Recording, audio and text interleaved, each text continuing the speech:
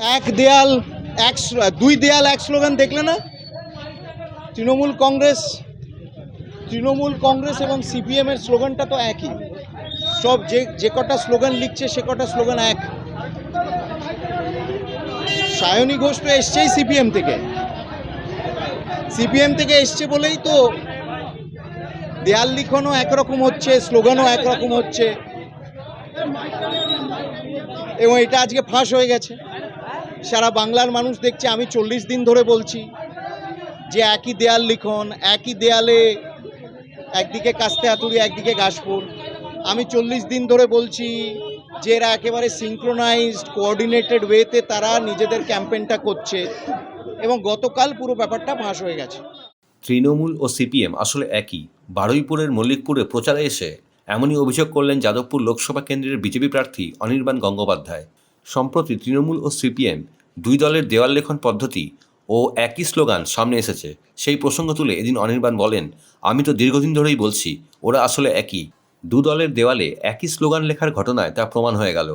তৃণমূল প্রার্থী সায়নী ঘোষ সিপিএম থেকে তৃণমূল এসেছেন বলে অভিযোগ করেন তিনি। বিরোধী রাখার দায়িত্ব কেন্দ্রের না। এই দেশে বিরোধী রাজনীতি চাওয়াটা মানুষের চাওয়া, এটা মানুষের দায়িত্ব। মানুষ যদি বিরোধী রাজনীতি রাখতে চায়, মানুষ বিরোধী রাজনীতি রাখবে। ওটা ভারতীয় জনতা পার্টির দায়িত্ব না। Indira is India, India is Indira, এটা ভারতীয় জনতা পার্টি বলেনি।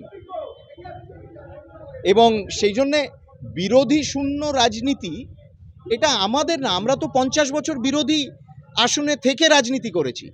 নেহরু বলেছিল শ্যামাপ্রসাদকে জনসংঘকে তিনি একেবারে ক্রাশ করবেন।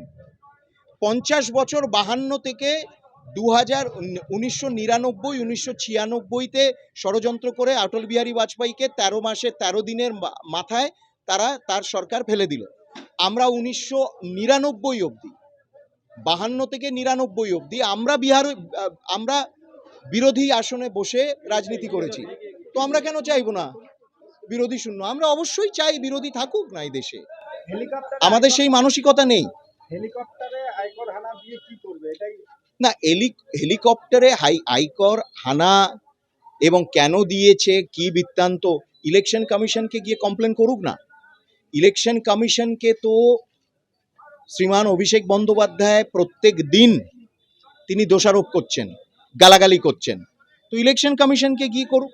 তিনি তো প্রত্যেক দিন বলছেন যে এই নির্বাচনটা বিজেপি এবং ইলেকশন কমিশন সেটিংয়ের নির্বাচন। তাহলে নির্বাচন লড়ছেন কেন? বসে যাক না।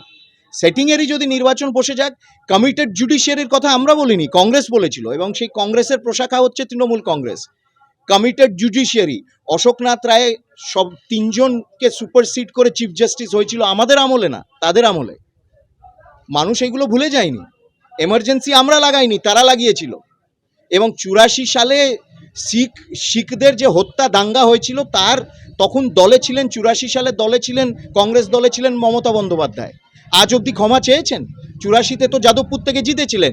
শিখ দাঙ্গা হত্যাকারীদের নামে যাদবপুর থেকে জিতেছিলেন তিনি 84 সালে। আজ অবধি ক্ষমা চেয়েছেন? আমাদের বলছেন বিরোধী শূন্য।